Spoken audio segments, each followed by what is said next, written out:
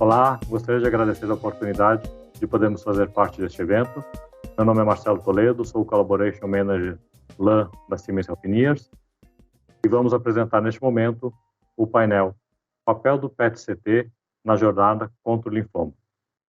Teremos dois palestrantes, Dr. Guilherme de Carvalho Campos Neto e Dr. Guilherme Perini. Dr. Guilherme Campos possui graduação em Medicina pela Universidade Estadual Paulista Júlio de Mesquita Filho e residência médica pela Universidade de São Paulo. Atualmente, é médico nuclear do Hospital Israelita Albert Einstein. Dr. Guilherme, é um prazer tê-lo aqui conosco. Queria, então, agradecer a oportunidade aqui para estar dividindo com vocês a nossa experiência do uso do PET-CT com glicose marcada nos linfomas. Então, é lógico que o diagnóstico por imagem é um método auxiliar, né? Então a gente sempre vai estar avaliando as doenças proliferativas apoiado nos parâmetros clínicos, e o diagnóstico definitivo dos linfomas é sempre baseado em laboratório e em especial na patologia, né? Incluindo aí análise morfológica, imunistoquímica, fitometria de fluxo e estudos moleculares. Mas a imagem tem um papel muito significativo na avaliação dos linfomas.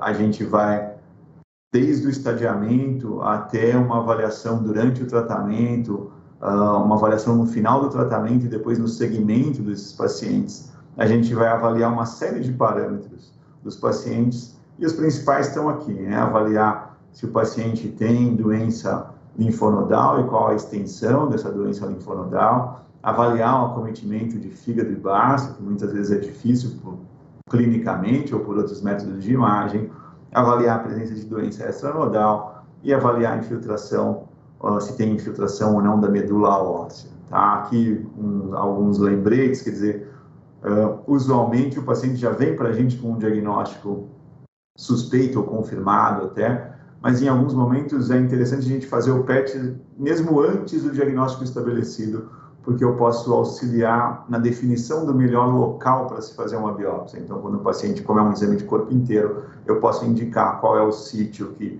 tanto ele vai ser representativo daquela doença e também tem mais fácil acesso em termos de realização de uma biópsia.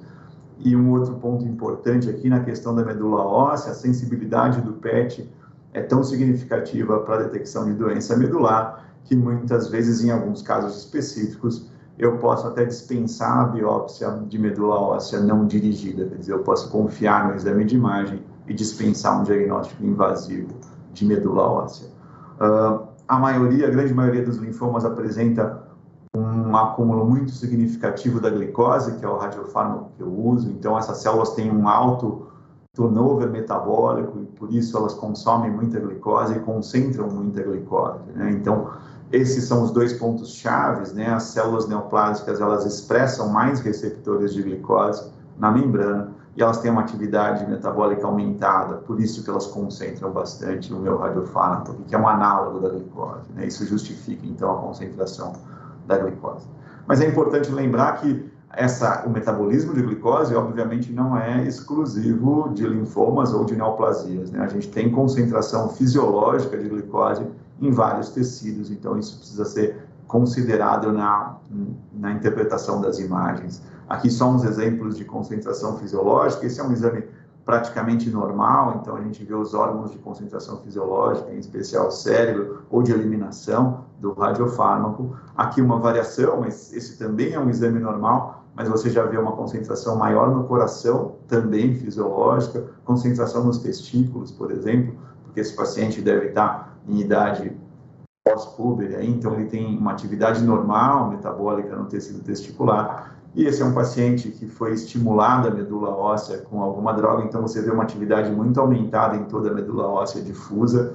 Isso é muito típico nas medicações que estimulam a atividade hematopoética e também representa uma concentração fisiológica, ou seja, é um tecido que está só metabolicamente ativo, então isso a gente sempre leva em consideração na interpretação das imagens. Aqui também processos inflamatórios e infecciosos, caracteristicamente eles apresentam aumento de metabolismo de glicose. Então aqui eu tenho um caso, uma esplenomegalia, e isso é uma histoplasmose, o diagnóstico desse paciente. Aqui um processo inflamatório pulmonar, nesses casos, como é um PET-CT, auxilia muito a imagem da tomografia, então eu consigo ver aqui um infiltrado pulmonar inflamatório, isso é uma pneumonia por Covid-19, a gente está aí no meio ainda de uma pandemia, ou ainda na pandemia, então muito importante esses diagnósticos inflamatórios. E esse é um paciente com linfonodomegalias hipermetabólicas aqui no mediastino, e isso, o diagnóstico final foi um processo granulomatoso inespecífico. Então, muito importante lembrar, apesar da importância do PET-CT no diagnóstico de linfoma e no segmento desses linfomas, a glicose não é específica para linfoma ou para neoplasia. Então, isso a gente sempre tem. Apesar disso, e por isso a importância do PET-CT nos linfomas, a grande maioria dos linfomas, aqui estão os principais subtipos, apresenta uma concentração muito significativa do análogo da glicose. Por isso que o método é tão bom para avaliação dessa neoplasia. Tá? Essa é a recomendação atual, quer dizer, o PET, por esse motivo, deve ser usado tanto na prática clínica como em ensaios clínicos. Ele só não vai estar recomendado em linfomas que não apresentam muita avidez pelo FDG. E no caso, aí uma forma fácil de se recordar isso, quer dizer, normalmente os linfomas agressivos apresentam maior avidez e os linfomas indolentes, apesar de 83% ainda dos casos apresentarem avidez por FDG, alguns linfomas indolentes podem não apresentar alta avidez, então talvez o PET nesses casos não seja o melhor exame. Tá? Esse mesmo parâmetro pode ser avaliado, então se você está avaliando um linfoma indolente, se ele mudar o comportamento, ou seja, se ele começar a apresentar maior concentração de FDG, isso pode denotar uma alteração da histologia. Né? Então, você pode, eventualmente, numa suspeita de transformação de um linfoma indolente para um linfoma agressivo, usar o PET para direcionar novamente uma biópsia desses tecidos. Tá? Aqui, então, como a gente faz a avaliação inicial, né, no estadiamento, a definição dos sítios nodais. Então, a gente avalia desde a região cervical, os linfonodos. Esse é um paciente que tem uma doença bem extensa, então a gente avalia todos os linfonodos das cadeias cervicais aqui, incluindo o tecido linfóide da orofaringe. Esse é o paciente, então aqui estão os linfonodos nos cortes de PET-CT, os linfonodos cervicais, e aqui o aumento da atividade na região do anel de Waldeyer, mostrando um acometimento desse tecido linfático. Daí a gente vai para as cadeias torácicas aqui, todas as cadeias analisadas, mediastinais, axilares, torácicos, retrocrurais e cardiofrênicos, e os sítios nodais abdominais e pélvicos, da mesma forma a gente vai analisar. Então você define, em especial, daí tanto as cadeias supradiafragmáticas como as cadeias infradiafragmáticas. Depois dos sítios nodais, é importante a gente avaliar os outros órgãos, em especial fígado e baço. Aqui tem um exemplo, né? Esse paciente não tem acometimento hepático, mas o baço tem uma esplenomegalia, que a gente consegue definir bem na imagem de tomografia. Usualmente se usa aí esse diâmetro anterior superior maior do que 13 centímetros para definir esplenomegalia. E a captação no baço, quer dizer, normalmente ela é homogênea, um baço normal tem uma captação homogênea de glicose. Aqui dá para ver claramente áreas focais de maior captação, que são lesões neoplásicas de um baço infiltrado pelo...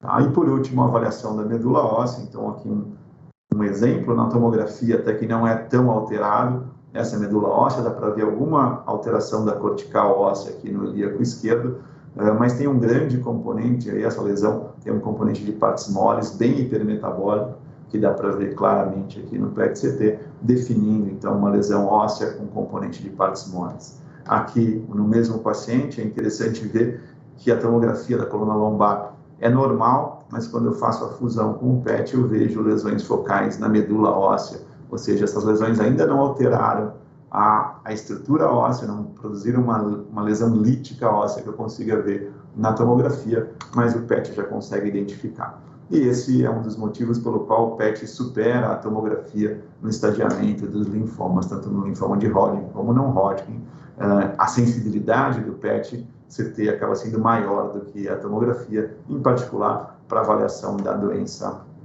extralinfonodal.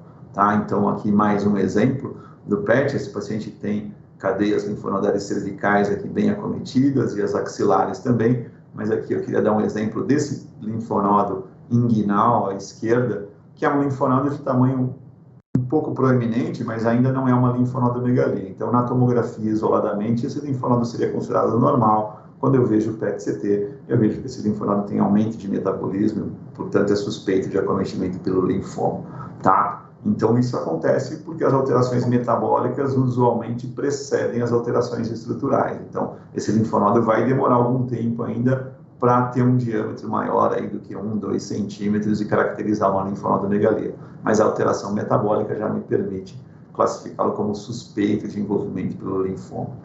Nesse sentido, normalmente o que o PET faz com essa maior sensibilidade é fazer um upstaging do paciente, ou seja, eu classifico esse paciente, por exemplo, esse paciente que eu poderia dizer que ele tem doença só supradiafragmática, na verdade ele tem doença supra e infradiafragmática pela caracterização desses linfonodos inguinais. Tá? E muito importante, apesar de normalmente na medicina, quando a gente ganha sensibilidade com o método, usualmente a gente perde especificidade, mas não é o caso no PET-CT, porque o que eu consigo, e isso é muito importante no segmento dos pacientes, aqui está um exemplo de uma grande massa abdominal hipermetabólica, e no segmento eu vejo ainda uma massa residual, ainda extensa, mas que não apresenta atividade metabólica. Então, ele me confere mais sensibilidade, mas eu não perco a especificidade, porque eu consigo avaliar se o tecido está ativo ou não do ponto de vista metabólico. Aqui, a tomografia isoladamente, ela teria menor especificidade. Uma massa residual dessa, eu não consigo dizer se ela está em atividade ou não apenas com a imagem de tomografia.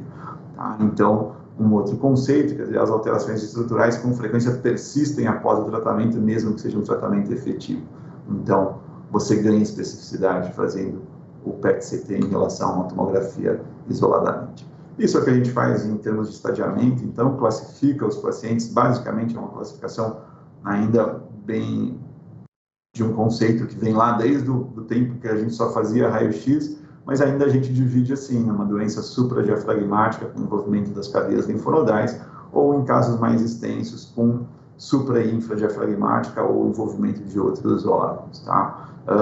Muito da avaliação prognóstica e definição do tratamento hoje vem de outros parâmetros, em especial análise molecular e análise dos outros parâmetros na imunohistoquímica e na avaliação anatomopatológica do paciente. Depois do estadiamento, então, quer dizer, quando a gente já definiu o estadiamento, isso com certeza tem interferência na conduta terapêutica, a gente faz os exames durante o tratamento e após o tratamento para ver se o paciente está respondendo adequadamente ao tratamento e se ao final do tratamento a gente tem uma resposta completa, que é o objetivo. Então, esse é um paciente também com uma doença extremamente extensa, quer dizer, ele tem acometimento de praticamente todas as cadeias linfonodais, aí desde cervicais, torácicas, abdominais e pélvicas, tem acometimento esplênico também, e a gente vê já na resposta, depois de 2 ciclos de terapia aqui, que ele ainda tem um pouco de captação em alguns linfonodos axilares, nesses linfonodos abdominais, que eram bem intensos ainda, eu vejo um pouco de captação aqui, assim como nos linfonodos inguinais. Então, eu ainda tenho um PET positivo, mas que com certeza teve uma resposta muito expressiva em relação ao exame de estadiamento. Então, o que dá para falar aqui é que esse tumor é muito quimiosensível, que o esquema terapêutico está sendo muito efetivo, mas ele não tem uma resposta completa ainda. E daí sim, ao final do tratamento, eu já não vejo mais essas captações nas cadeias linfáticas, mostrando, então, caracterizando uma resposta completa para mim. Aqui, então, é o mesmo paciente, eu estou vendo um corte aqui no nível da axila, então, dá para ver aquelas linfonodomegalias, conglomeradas linfonodais axilares bilaterais, o paciente também tem um derrame pleural também, as linfonodomegalias mediastinais. Quando eu venho para avaliação durante o tratamento, você vê que diminui muito a dimensão dessas linfonodomegalias, mas persiste algum grau de captação na linfonodomegalia axilar. Aqui do outro lado é mais discreto, mas também ainda persiste um pouco. A gente vai falar um pouquinho da classificação de DEVIL depois de avaliação de resposta. E no PET, ao final do tratamento, eu ainda vejo aquele linfonodo. O linfonodo é um pouco proeminente em relação ao linfonodo normal, mas não apresenta captação significativa de glicose, não apresenta aumento de metabolismo, então caracterizando uma resposta. Em termos, aqui um diagrama, né, o que eu estou vendo então é isso, é um tumor muito metabólico ao estadiamento. Quando eu faço a terapia, eu começo a ter morte dessas células, de algumas células do tumor, mas algumas células ainda continuam metabolicamente ativas, então tem uma redução tanto das dimensões como do grau de atividade metabólica, e depois, no final do tratamento, eu já tenho só uma fibrose ali, não tenho mais células metabolicamente ativas, caracterizando uma resposta completa. Tá? Essa é a classificação, então, que a gente faz em termos de avaliação de resposta terapêutica, não no estadiamento, mas na resposta terapêutica. Os critérios de DEVIL de 1 a 5, é uma escala de 5 pontos. Então, 1 sem nenhuma lesão com aumento de metabolismo, aqui um ganho muito grande da escala de DEVIL, quer dizer, ele aceita algum nível de captação, desde que esse nível seja menor do que as estruturas mediastinais ou menor do que o fígado. Tá? Isso ainda significa uma boa resposta para o paciente. Quando você tem um aumento moderado da captação, maior do que o fígado, um aumento acentuado, lógico que é persistência da doença ou uma recidiva daquele tecido neoplásico. Tá? Alguns exemplos, então, um outro PET ínterim aqui, ou seja, durante o tratamento, mostrando aqueles linfonodos cervicais, depois de 2 ciclos, uma resposta parcial, ele ainda tem uma captação, mas essa captação é muito baixa e é comparável à captação do fígado. Tá? Então, esse é um DEVIL 3, ou seja, o nível de captação é maior do que o mediastino, mas é menor ou igual ao fígado. Isso, hoje em dia, a gente já considera como uma resposta muito significativa, uma resposta bem dentro do que a gente deseja, principalmente dentro num PET que ainda está sendo realizado durante o tratamento. Tá? E depois o Guilherme Perini acho que vai falar mais disso, que é como a gente pode adaptar o tratamento desses pacientes baseado nessa avaliação de resposta. E aqui é um exemplo que eu mostrei para vocês anteriormente, na avaliação ao final do tratamento, a importância de você ter essa imagem, quer dizer, mesmo que tenha algum resíduo em termos, um tecido residual na tomografia, que ela não tem atividade metabólica, que me garante que esse tumor não está em atividade. Então, essa é uma resposta completa, um nível de captação menor do que o mediastino. Não preciso comprovar, por exemplo, com uma biópsia, se esse tecido tem ou não atividade, o PET já é suficiente.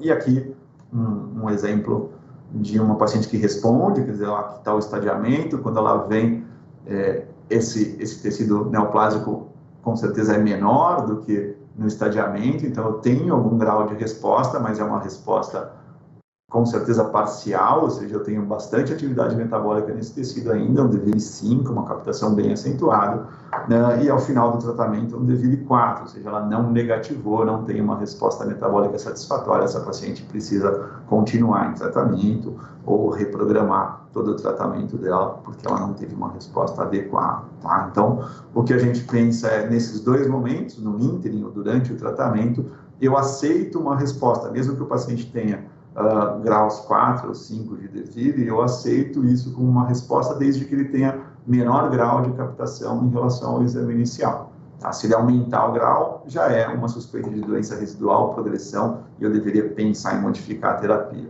No final do tratamento, daí eu vou aceitar só os DEVILs 1, 2 ou 3, ou seja, eu não posso ter nenhum grau de captação maior do que o fígado, porque isso seria suspeita de doença residual ou progressão.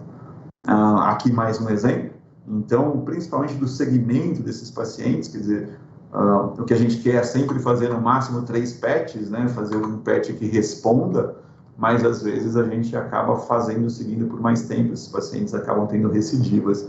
Então, esse é um exemplo de um paciente no estadiamento, o PET ínterim, ele tem uma resposta, diminui significativamente essa massa, mas persiste uma captação, um DEVIL 4, ao final do tratamento persistiu um DEVIL 4, quer dizer, essa massa continuava captando, caracterizando recidiva.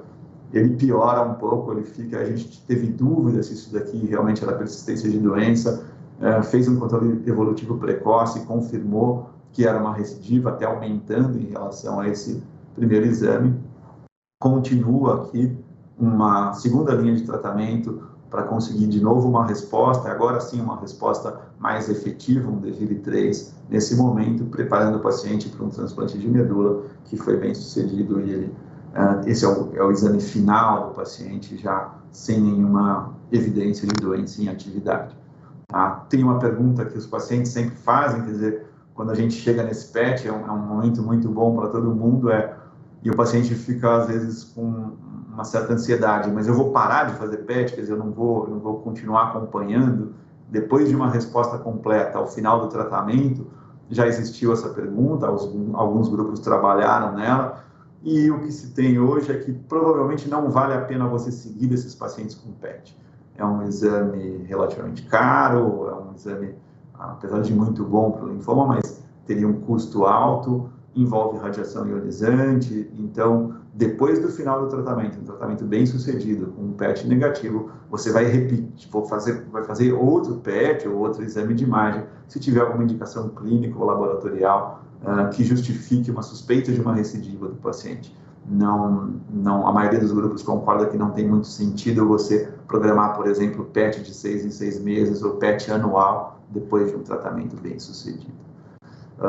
Aqui eu coloquei um ponto para discussão, porque pessoalmente eu acho que a gente teria mais informação para passar para os clínicos. A gente pode discutir depois com o Guilherme Perini essa questão,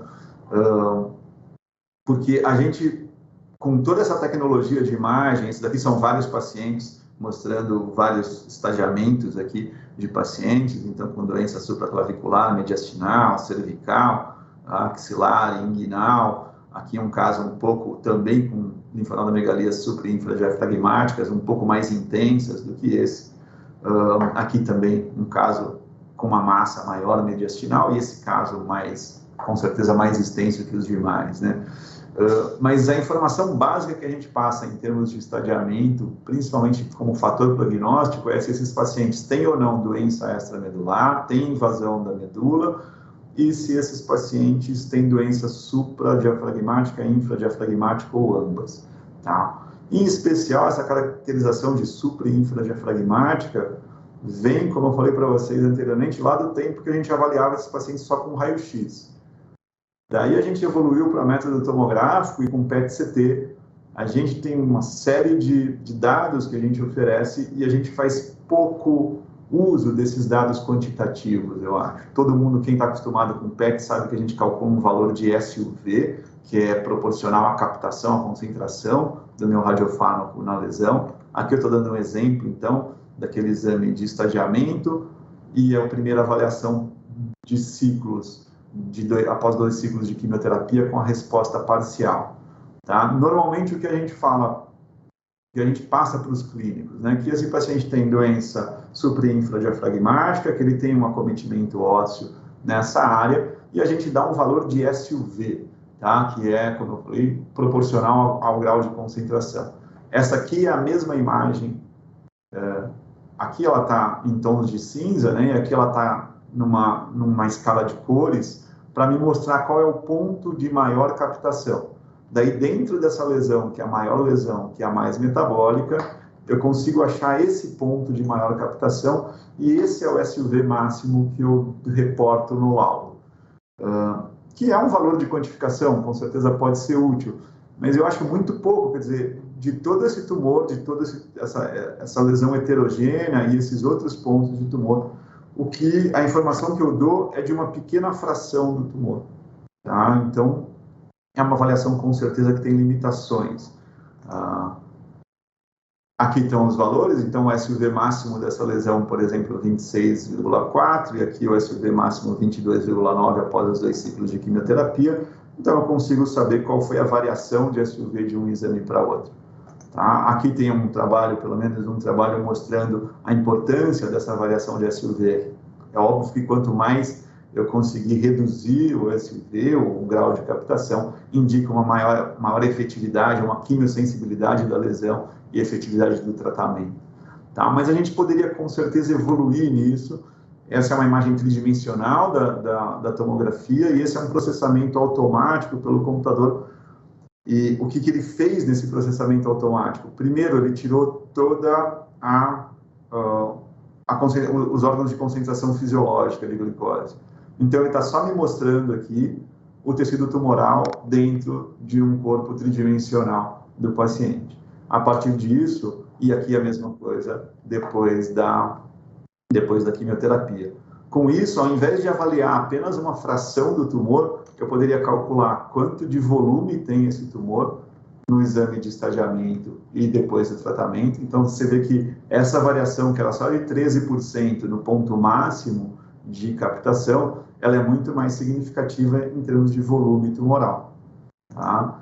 E daí, como eu tenho o dado de metabolismo de glicose, o quanto esse tecido consome de glicose, eu consigo, essa é uma multiplicação, se eu multiplicar o meu SUV pelo meu volume, eu tenho o quanto o tecido neoplásico global do paciente, em todos os órgãos incluídos, está consumindo de glicose. Tá? Então, ele consumia praticamente 2.000 aí de glicose, ele está consumindo 400, então uma redução de 75% do estadiamento para a primeira avaliação após tratamento.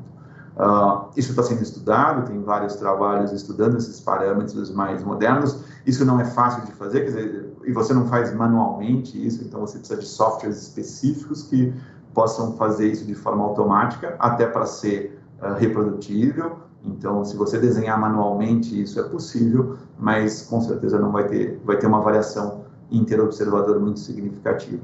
Então, é uma contribuição que a inteligência artificial e o desenvolvimento de novos softwares de informática vai proporcionar para a gente com certeza vai testar a utilidade disso na prática clínica.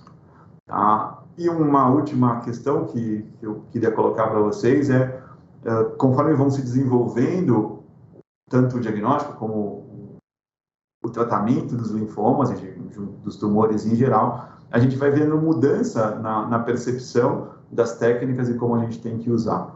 Então, aqui é um exemplo, quer dizer, a gente estava muito acostumado com quimioterapia convencional, onde você espera aquilo que a gente observou, ou seja, uma redução do tecido tumoral progressivo com o tratamento. Então, você tinha uma alta atividade metabólica, metabolismo de glicose, que reduz quando esse tumor responde e não vai ter mais atividade na avaliação final. Quando eu mudo isso para alguns tratamentos, em especial a imunoterapia, eu introduzo um conceito, pelo menos com a glicose, que é baseado em metabolismo celular, eu introduzo uma possível confusão aí em termos de interpretação. Quer dizer, o que eu tenho aqui, por exemplo, é esse tecido muito ativo. Com a imunoterapia, eu posso ter uma resposta, ou seja, uma redução das células tumorais, que estão representadas aqui mais nessa cor laranja ou vermelho, só que eu tenho uma infiltração de células imunes do sistema imune, células inflamatórias nesse tumor. Então, eu posso ter um metabolismo que fica conservado, me dando a impressão de que esse tumor não respondeu. Mas, na verdade, eu tenho uma resposta efetiva. O que eu estou vendo são células inflamatórias, justamente, reagindo contra o tumor. E, no final, eu posso ter a mesma resposta. Então, caracterizando uma pseudoprogressão. Só para dizer para vocês que, quer dizer, todos esses parâmetros que a gente discutiu estão mais relacionados estão mais bem documentados para a glicose nos tratamentos que envolvem quimioterapia convencional ou imunoterapia associada à quimioterapia. A imunoterapia isolada pode me trazer um pouco em especial no exame durante o tratamento, ela pode me trazer essa dificuldade de interpretação pela atividade do sistema imune, das células imunes frente ao microambiente tumoral. Tá? Mas a gente tem visto mais esse problema de pseudoprogressão em tumores sólidos, na avaliação dos linfomas. Felizmente ainda a resposta é tão rápida, tão significativa, que eu consigo ver, mesmo durante o tratamento, uma resposta efetiva desses tumores. Repetindo, esse é um slide que eu mostrei lá no começo da aula para vocês, então, sempre a associação, né, do clínico com o pessoal de laboratório e patologia, com a imagem. Acho que essa integração para avaliação do linfoma é essencial e as respostas que a gente precisa tentar dar para esse grupo multiprofissional em especial são essas, né? A extensão da doença linfonodal, o envolvimento dos órgãos, em especial fígado e baço, doença astronodal e da medula óssea. O PET-CT consegue dar de forma muito significativa e muito segura essas informações, tanto no estadiamento como na avaliação durante o tratamento, após o tratamento e para seguimento desses pacientes. Então, por isso que é muito usado e por isso que a gente acaba trabalhando bastante com esses pacientes aí no linfoma. Acho que era isso que eu queria passar para vocês. Muito obrigado novamente pelo convite e a oportunidade de estar aqui compartilhando esse conhecimento.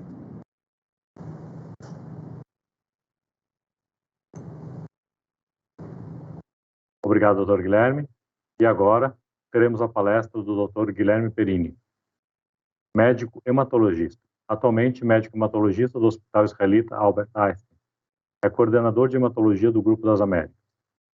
Dr. Guilherme, é um prazer tê-lo aqui conosco. Olá, pessoal. Meu nome é Guilherme Perini, eu sou médico hematologista. Queria agradecer o convite. É muito honroso de estar participando com vocês, com meu colega Guilherme também, discutindo um assunto que eu gosto bastante, né, que é a incorporação do PET no manejo clínico dos linfomas. O outro Guilherme já falou bastante dos aspectos técnicos, da grande vantagem que o PET tem. Eu vou passar alguma coisinha em relação a isso, mais do ponto de vista prático, mas eu acho que são dados muito importantes e mostra o papel que o PET tem no manejo dos pacientes com linfoma, né? Então, eu separei aqui algumas situações que a gente considera utilizar o PET, como estadiamento clínico, prognóstico, avaliação da resposta precoce, se a gente pode utilizar o PET para guiar a nossa terapia e, obviamente, falar um pouco do segmento, né, do follow-up do paciente. Tá? Então, estadiamento clínico, eu não quero gastar muito tempo aqui, o Guilherme já falou bastante, mas só reforçar como é importante o estadiamento clínico bem feito do paciente. Por quê? Porque é no estadiamento clínico que a gente faz o planejamento terapêutico da grande maioria dos linfomas, né?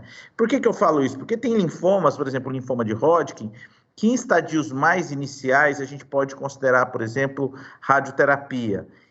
Naqueles com doença mais avançada, a gente geralmente não considera radioterapia.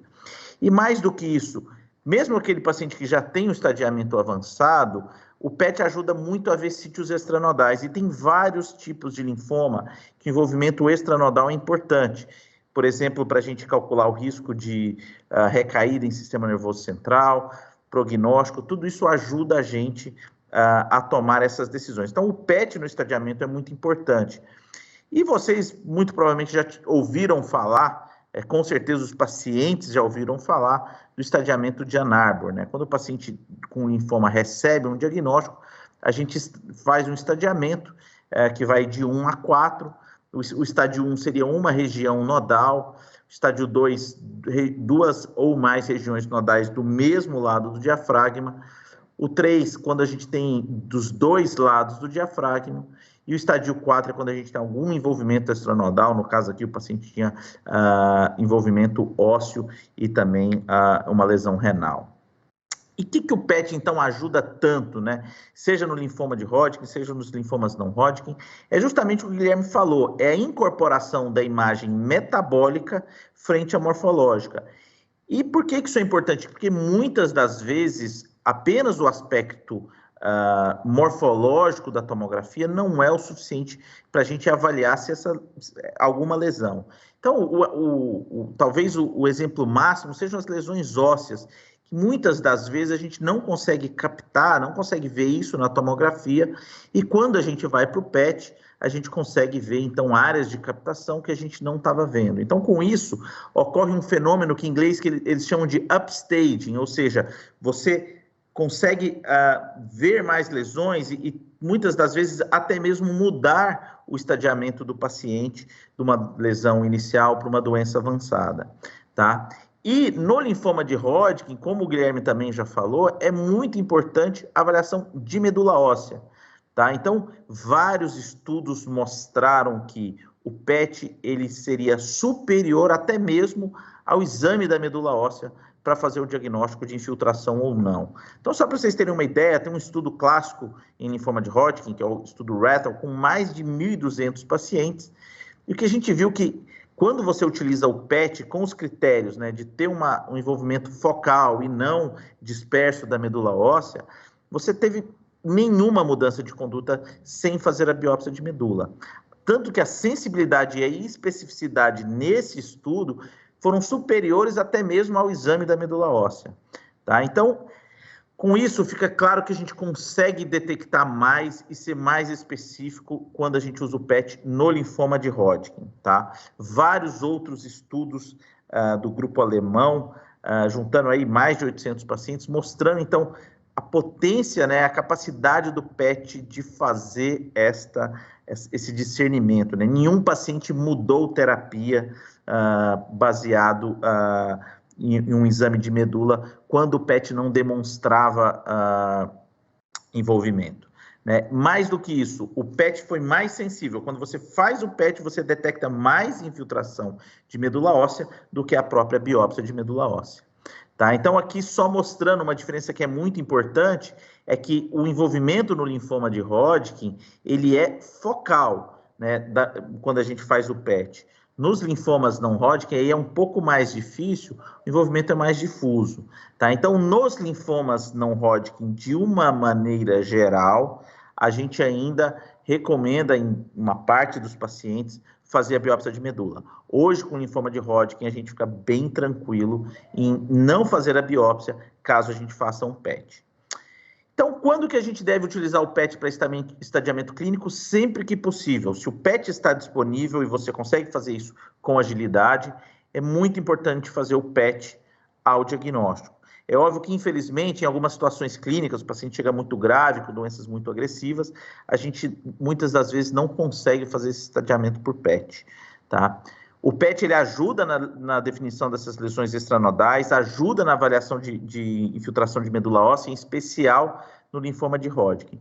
E uma das coisas que a gente está caminhando agora é justamente utilizar essas características basais do PET para prognóstico, né? Então, coloquei de novo o exemplo do linfoma de Hodgkin, né? Os fatores de risco eram sempre considerados fatores clínicos, né? Então, doença avançada, massas mediastinais grandes, VHS aumentado, muitas áreas nodais.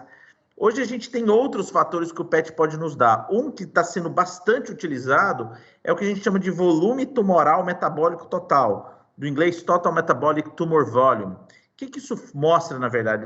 Você consegue, com o PET, calcular a quantidade total de doença metabolicamente ativa. E quando a gente vai, por exemplo, para pacientes com estadio inicial, aqueles pacientes que têm muita pouca carga tumoral, que o Total Metabolic Tumor Volume é baixo, ele tem um prognóstico muito melhor do que aquele paciente que ainda é uma doença inicial, mas que tem muita doença. E quando você junta isso com o PET interino, que eu vou falar um pouco mais para frente, a gente consegue separar um de Hodgkin que é praticamente 100% curado com as terapias atuais. Então, mostrando que esses trabalhos estão começando, obviamente tem algumas dificuldades de reprodutibilidade, mas eles com certeza vão fazer parte da nossa avaliação do paciente. Isso vale, por exemplo, para linfoma difuso de grandes células B. Aquele paciente que tem baixa carga tumoral pelo PET tem um prognóstico melhor do que aquele paciente que tem alta carga tumoral. E tem uma outra variável que a gente usa, que é a glicólise total em linfonodos, né? Que também é importante em separar os pacientes de melhor ou pior prognóstico com as terapias atuais. E isso é tão importante que quando a gente tem dentro, por exemplo, do linfoma difuso, pacientes com características biológicas de melhor prognóstico e de prognóstico mais reservado. E a quantidade de doença consegue fazer com que um paciente que tinha uma característica biológica boa, se a carga tumoral for muito grande, esse paciente tem um prognóstico mais ou menos igual ao que tem, por exemplo, um subtipo não centro germinativo, que é uma característica biológica desfavorável. Então, mostrando que essa mensuração de doença pelo PET começa a entrar dentro da nossa avaliação prognóstica.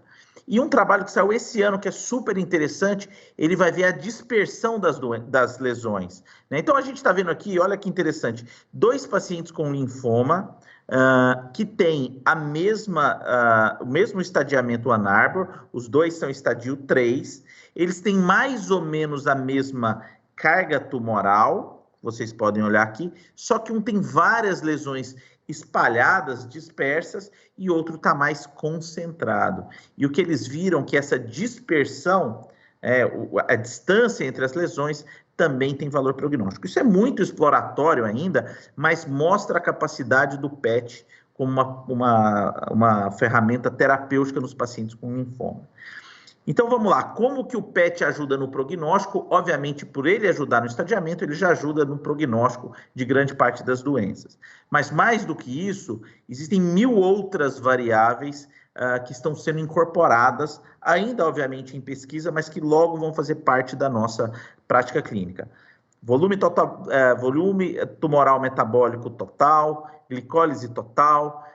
Tem estudos na heterogeneidade das lesões. As lesões que têm áreas muito captantes e pouco captantes dentro da mesma lesão, muito provavelmente esta área pouco captante é necrose, então isso teria um valor prognóstico pior por ser uma doença mais agressiva.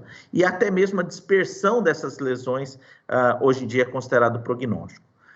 Agora vamos para a parte mais interessante, que é o papel das avaliações de resposta ao tratamento e a correção de rota no tratamento baseado no PET. Então, tudo começa com esse estudo do grupo italiano, com pacientes com linfoma de Hodgkin, que depois de 2 ciclos do ABVD, fizeram um PET. E olha que interessante, aquele paciente que tinha um PET negativo tinha um prognóstico muito bom.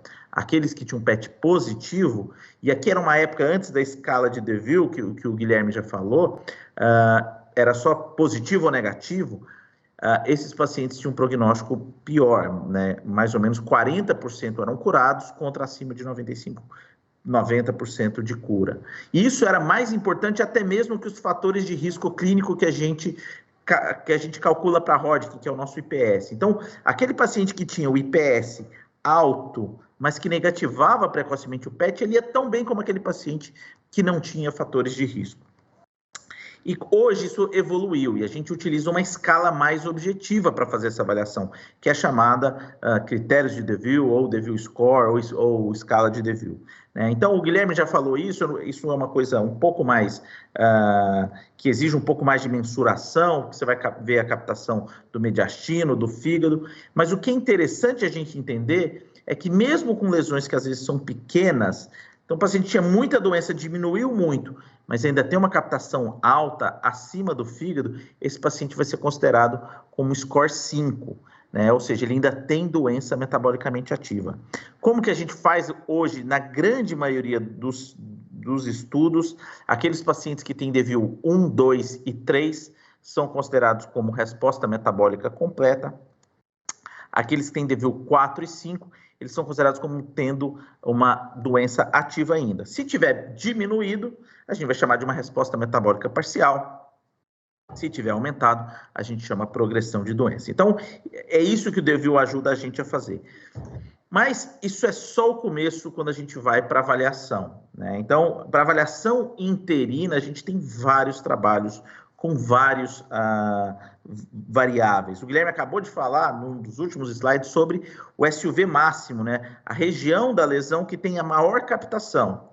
Se você pega esta região e compara esse SUV máximo com o SUV do PET interino, você consegue ter o que a gente chama de delta SUV, ou seja, variação do SUV máximo.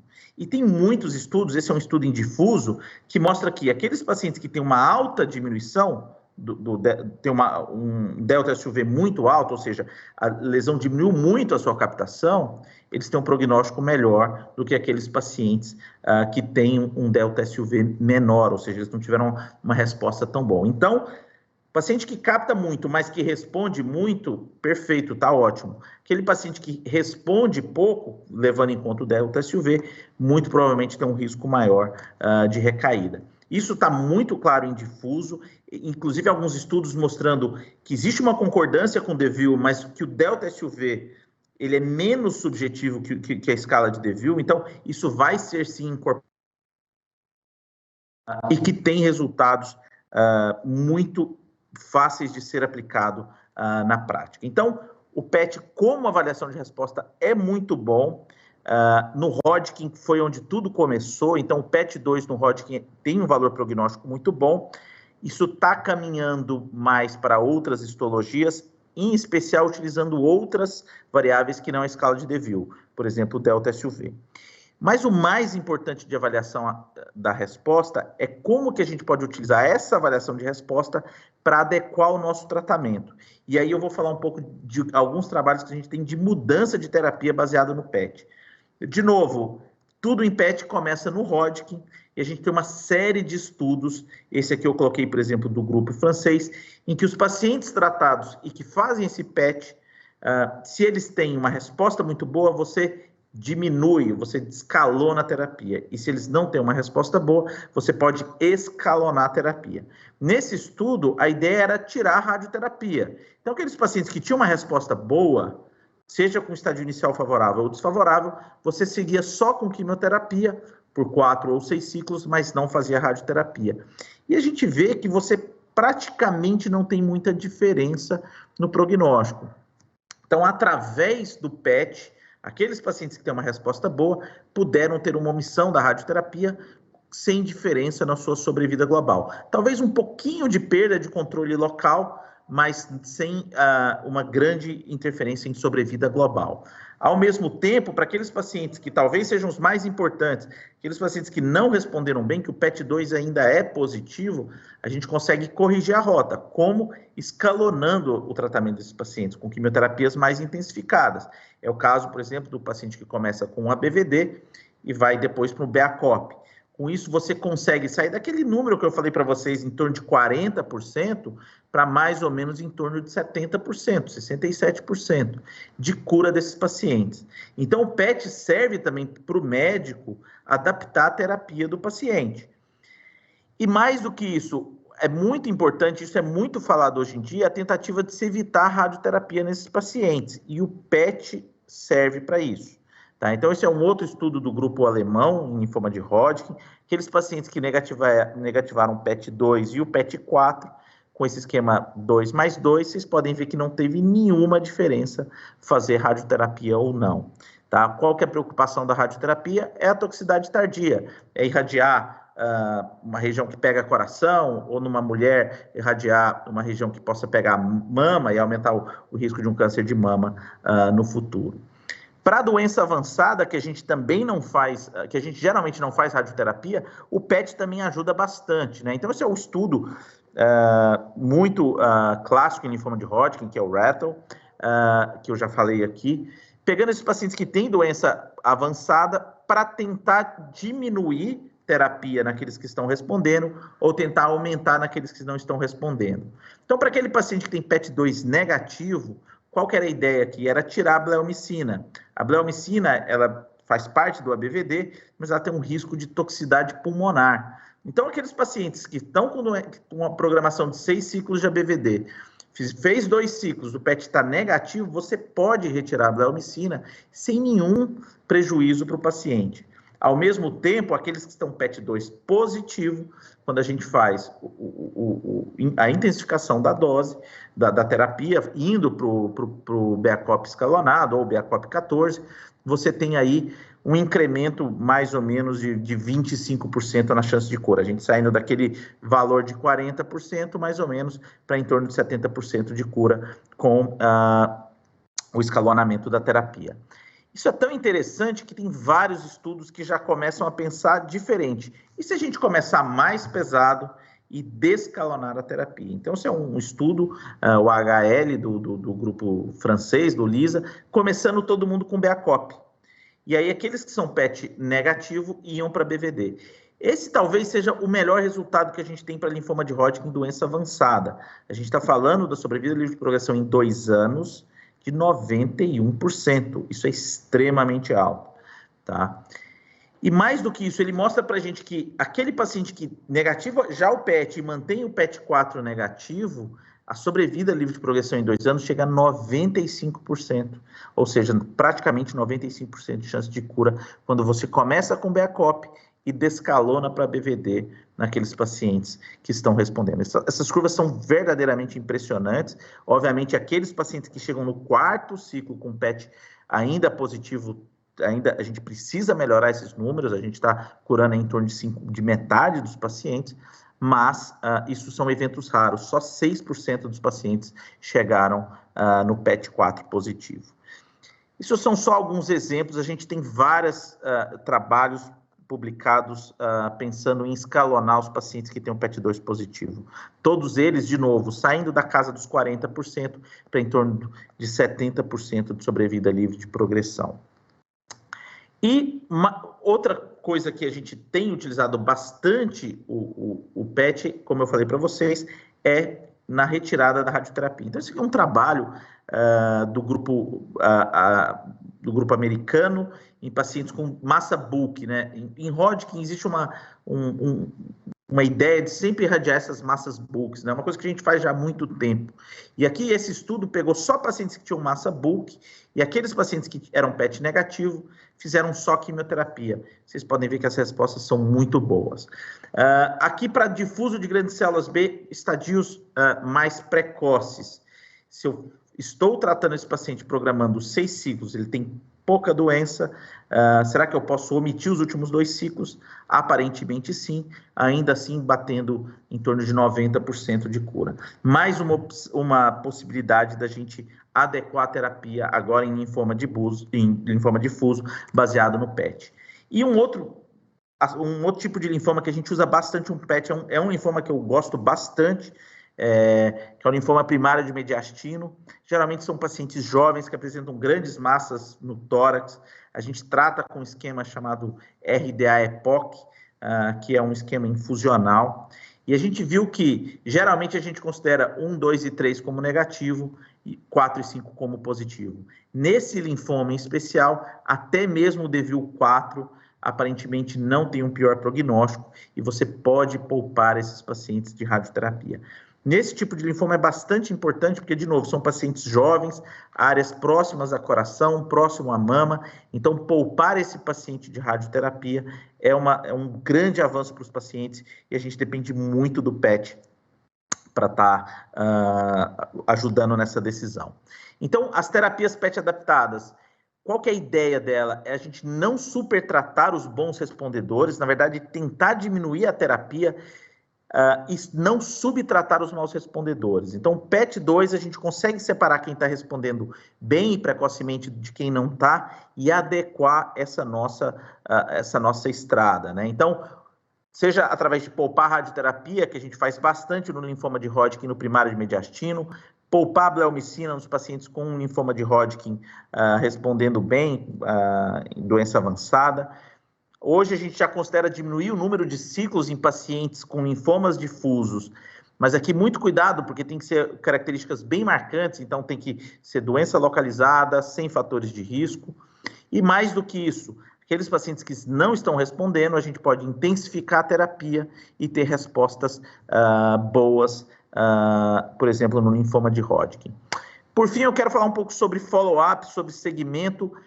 Aqui eu acho que a gente tem que tomar muito cuidado. O PET é um exame muito sensível. O PET ele é um exame de captação de glicose, ele não é um exame de detecção de câncer. Muitas outras coisas consomem glicose e não são câncer.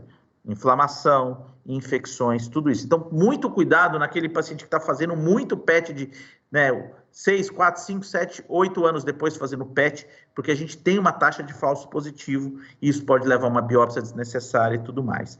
Mais do que isso leva a uma ansiedade muito grande do paciente quando vem ali um laudo com alguma coisa captando. Diagnóstico de recaída em linfoma é anatomopatológico, a gente precisa de biópsia. Tomem cuidado para não sofrerem com laudos que muitas das vezes não estão demonstrando doença. E o PET não costuma ser um exame custo-efetivo para segmento. Isso não significa que o paciente não deve fazer. Lógico, se o paciente tem um sintoma novo ou um surgimento de um linfonodo, a gente vai considerar fazer o PET. Mas fazer ele a cada 3 meses, né, como vigilância, pode gerar um grau de preocupação desnecessário na grande maioria dos pacientes. Eu falo isso porque é um assunto que eu gosto bastante, esse é um trabalho que eu publiquei há alguns anos atrás, sobre, em resumo, o que eu falava era que nem tudo que brilha é câncer. E aí tinham vários exemplos de outras situações que podem captar glicose, aqui no caso era uma infecção fúngica, o paciente ficou super preocupado, achando que era uma recaída de doença, e não era. Então, o PET talvez seja a ferramenta mais poderosa que a gente tem, muito cuidado quando o paciente já tratou, outras áreas podem captar e, na grande maioria das vezes, isso não vai ser uma recaída.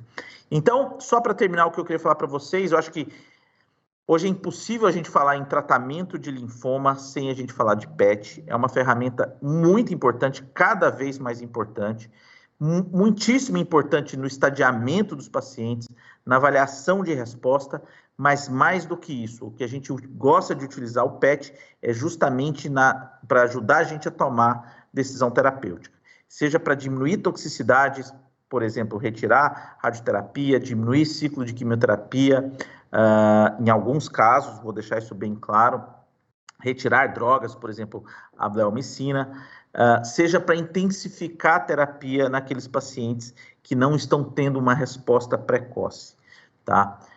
Hoje, no cenário, por exemplo, de linfoma de Hodgkin, o PET-CT é extremamente importante em praticamente todas as tomadas de decisão, tá? Então, é muito importante que esses pacientes façam o PET, porque isso ajuda muito a gente que está tratando esses pacientes. A gente briga para garantir o acesso universal do PET aos nossos pacientes. Devo falar que eu trabalho também no SUS e o PET no SUS, graças a Deus, costuma ser bastante feito.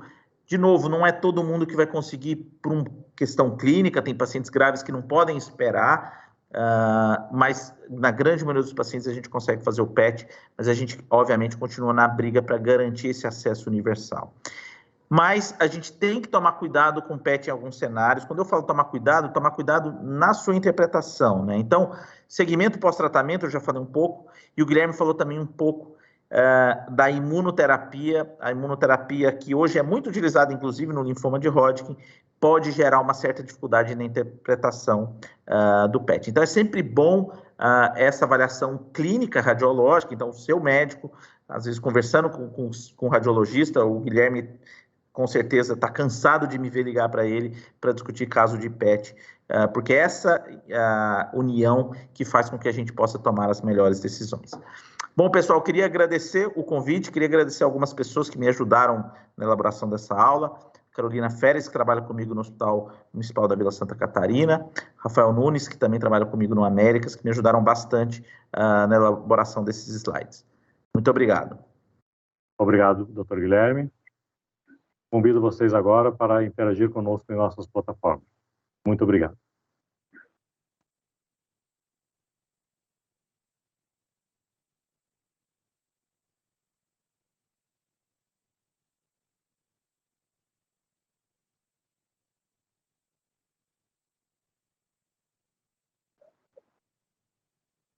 Boa noite.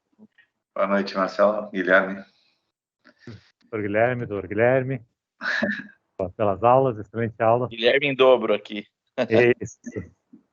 Nós temos muitas perguntas no chat, então eu vou tentar resumir um pouco aqui para a gente conseguir fazer isso no tempo. Claro. Boa parte dessas perguntas que vieram, elas questionam para vocês dois. Então, há um questionamento aqui sobre a questão justamente da quantificação.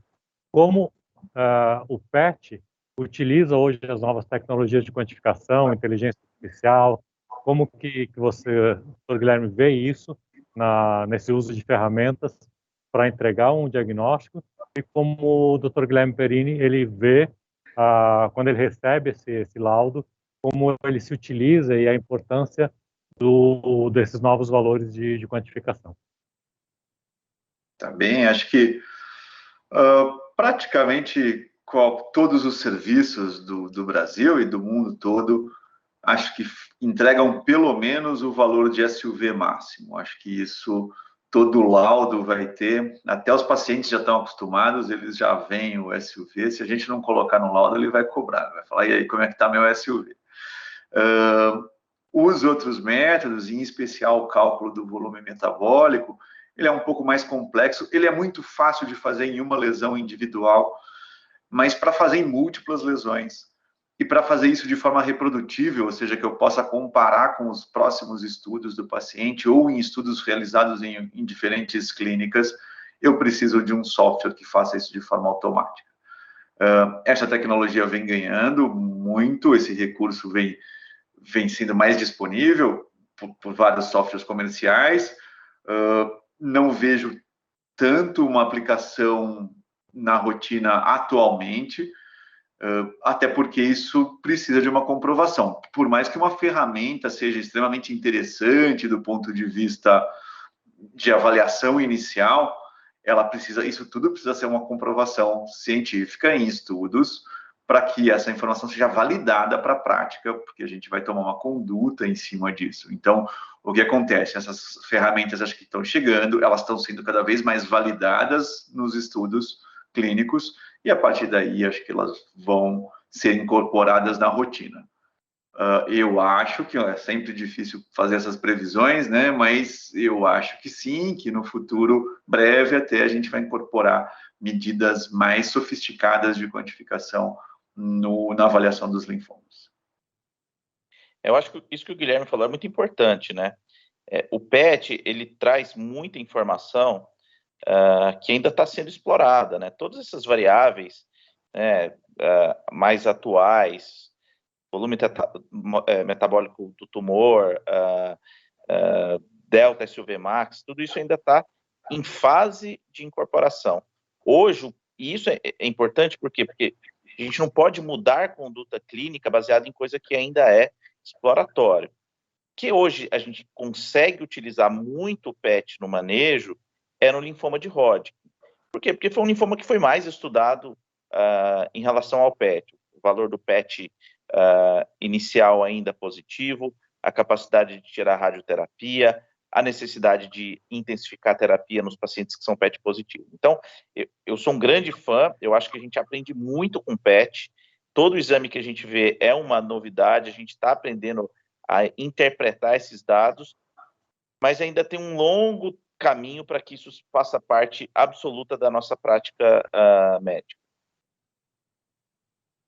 Muito obrigado, maravilha. Nós temos aqui mais algumas perguntas. Uma delas, a pergunta do Carlos. Muito obrigado, Carlos, pela pergunta. O Carlos pergunta se existe algum teranóstico utilizado em PET-CT que está sendo utilizado no segmento para pacientes oncohematológicos.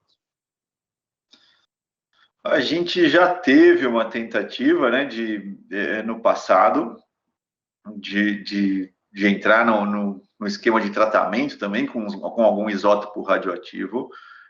Hoje em dia, eu acredito que na prática clínica não, até porque aumentou um pouco o arsenal que a gente tem das terapias, tanto da quimioterapia que é usada, como nos esquemas terapêuticos, e incluindo agora as terapias-alvo, imunoterapia.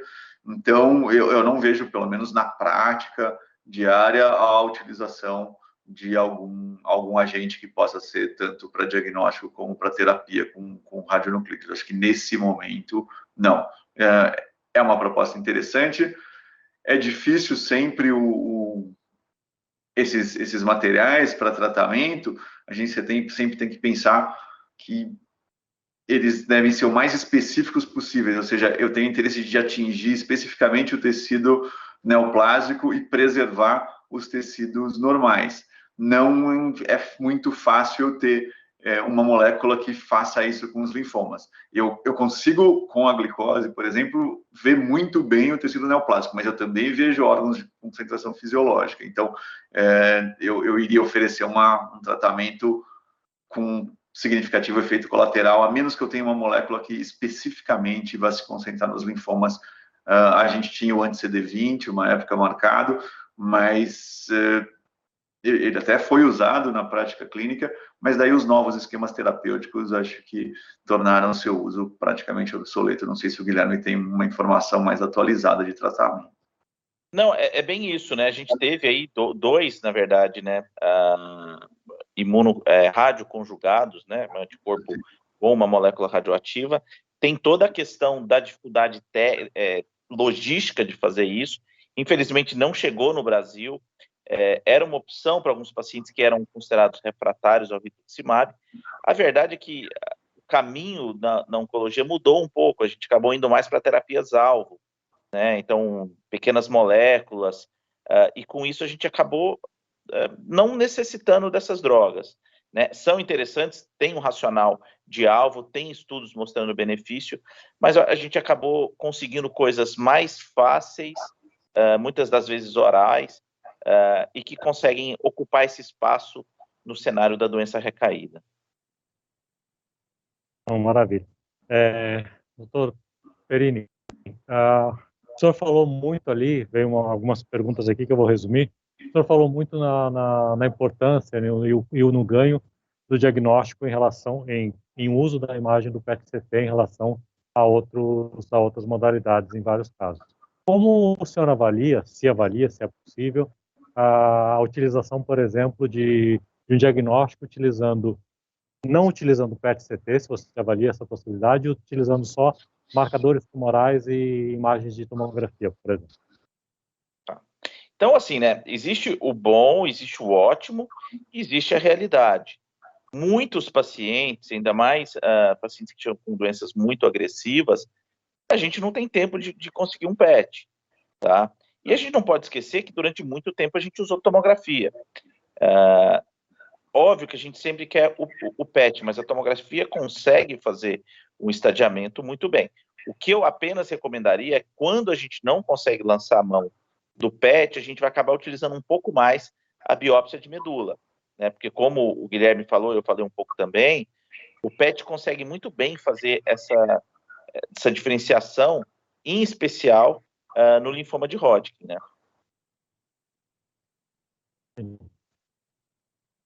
Doutor Guilherme Campos, o senhor acha que de alguma forma, por exemplo, o uso do marcador tumoral, ele pode agregar, no caso do que a gente está falando aqui em linfoma, pode agregar alguma coisa no diagnóstico quando você faz imagem de PET, ou nesse caso, os marcadores tumorais não agregariam em nada? Não, sempre, você, por melhor que a gente, por mais avançada que seja um método de imagem, por tudo que a gente tem em termos de tecnologia, mesmo incorporando as últimas tecnologias aí disponíveis, inteligência artificial, tudo, uma imagem vai ser sempre interpretada dentro de um contexto clínico, com todos os exames laboratoriais e com todo o que você tem em termos de informação do paciente. Tem algumas informações que a imagem não vai me disponibilizar. Então, esses marcadores, tanto o marcador tumoral e principalmente agora o avanço que a gente está tendo em termos de biologia molecular, entendimento dos processos moleculares envolvidos na gênese e no desenvolvimento da neoplasia, você isolar a imagem disso é impossível. Então, você sempre vai ter que interpretar a imagem, seja ela qual for, tomografia, PET, em conjunto com essas informações de marcadores, todas as informações laboratoriais, da anatomia patológica, citometria de fluxo, tudo que você tem disponível para entender. Tá? Tem muita coisa molecular que a gente não vai enxergar na imagem, não vai chegar nesse nível, e que são essenciais para a gente entender o desenvolvimento daquele tecido neoplásico e, portanto, entender qual é o melhor tratamento e segmento para o paciente. Sempre integradas as informações. Ok. Temos aqui mais uma pergunta da Lucinéia. Ela pergunta para os dois Guilhermes se o PET-CT, além do que se foi tratado aqui em linfomas, se ele é indicado para mais algum tipo de neoplasia. Com certeza. Eu vou deixar o Guilherme responder essa. Com certeza ele sabe muito mais de dados extra-linfoma, mas com certeza é um exame que hoje é muito utilizado em diversos tipos de câncer. Perfeito. O que a gente vê, né, no desenvolvimento do tecido neoplásico, e isso justamente esse desenvolvimento, o aumento de conhecimento que a gente tem da biologia molecular do câncer hoje, grande parte dos tumores eles têm uma reprogramação metabólica, ou seja, ele consegue, para conseguir energia, ele precisa de glicose e ele baseia essa reprogramação no aumento do aporte de glicose para aquele microambiente tumoral. Ele faz isso principalmente expressando receptores de glicose nas membranas celulares e mudando um pouco o metabolismo da glicose no ambiente intracelular. São vários tumores, tumor de pulmão, tumor de mama, melanoma, é um um tumor que tem um metabolismo de glicose muito alto, eu diria que uma série de tumores aí vão ter indicação do PET-CT. Destaque para o linfoma, tanto é que o linfoma foi um dos primeiros casos, tanto fora do Brasil como no Brasil, onde se obrigou, ou tem uma determinação para convênios e para fontes pagadoras, e inclusive uma tentativa do Sistema Único de Saúde também, que se aprove o linfoma, o PET para o linfoma, porque nesses tumores, em alguns tumores, ele pode ser usado em vários tumores, mas tem alguns tumores que o PET é praticamente, não diria essencial, a gente consegue viver sem uma tecnologia, mas é muito importante. O linfoma é um desses tumores que, se você tirar o PET do manejo, você consegue manejar o paciente, mas você vai perder um pouco. Não é a mesma coisa fazer o segmento, diagnóstico e segmento de um paciente com PET, diagnóstico e segmento de um paciente sem o PET.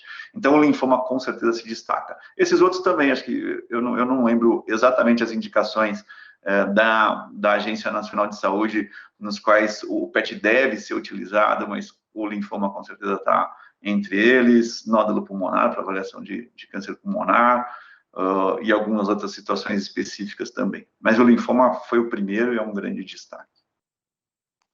Maravilha. Mais uma pergunta para vocês dois, a pergunta é do Glauco. Ele pergunta se o PET poderia ser usado em uma escala maior. Ele pergunta se, mesmo antes da biópsia, em caso do paciente apresentar sintomas mais possíveis de linfoma, se você poderia usar ele como um exame prévio, tipo, entendi como se fosse um screening para isso. Olha, do ponto de vista clínico, eu tenho um pouco de medo disso, tá? O PET, ele é muito sensível, ele vai ter diversas captações. A gente não pode esquecer que linfoma é uma doença rara, é uma neoplasia rara, é um tipo de câncer raro. Quando a gente tem um paciente que tem um gânglio aumentado e possa ter outros, febre, alguma coisa, a gente tem muitos outros diagnósticos que são mais comuns, quadros infecciosos, infecções virais, tuberculose, enfim.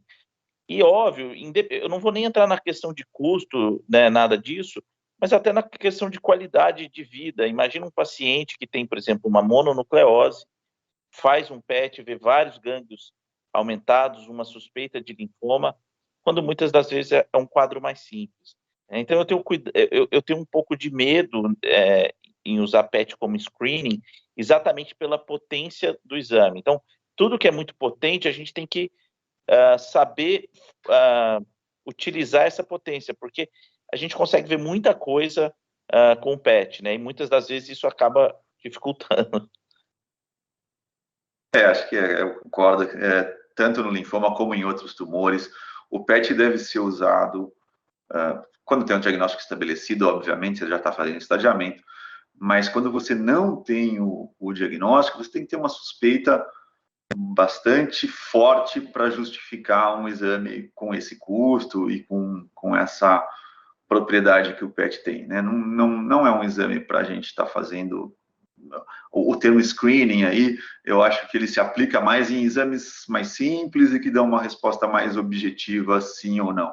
Tá? O PET, acho que se tiver uma suspeita clínica muito forte, você pode eventualmente fazer o PET, eu até citei isso um pouco na apresentação, né, que se eu tenho uma suspeita, mas é forte clinicamente, já tem alguns exames laboratoriais que me apontam para uma provável doença linfoproliferativa, você poderia usar o PET antes de um diagnóstico anatomopatológico até para selecionar o melhor local para se fazer uma biópsia. Isso tem sentido, mas é uma suspeita clínica forte e já tem indícios, pelo menos laboratoriais, de que isso é uma doença linfoproliferativa. Colocar o PET como logo depois da consulta, se eu fiz uma consulta clínica, acho que pode ser linfoma, já vamos fazer um PET, isso não, isso a gente vai errar muito. A gente vai mais errar do que acertar e vai gastar muito dinheiro.